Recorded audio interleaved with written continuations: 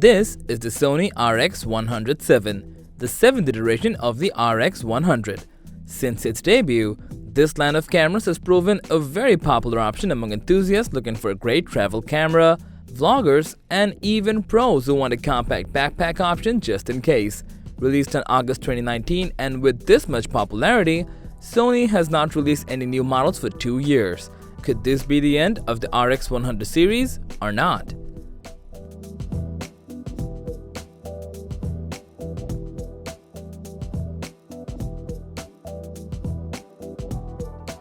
Major manufacturers of point-and-shoot cameras have all but stopped making them, as smartphones have taken over the space for portable small cameras.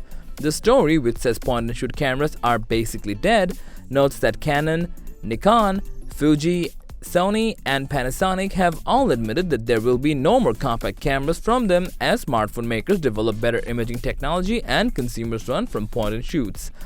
Sony and Canon both walk on almost the same path.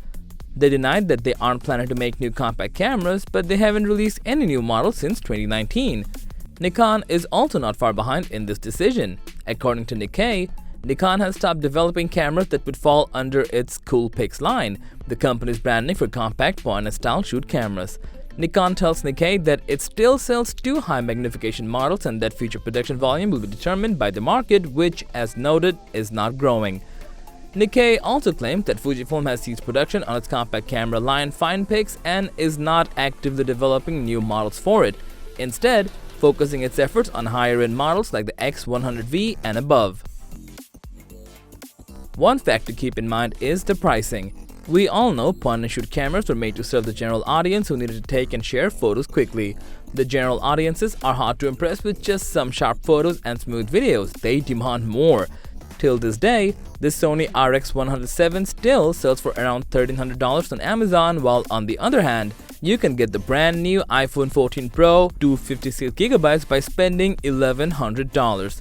With that, you'll be getting Apple ProRes shooting capabilities and all the benefits of a smartphone. With so many manufacturers ditching point-and-shoot cameras all at once, it all but confirms the death of the point-and-shoot cameras. It appears all but complete at the hands of the smartphone, whose imaging capabilities continue to improve over time.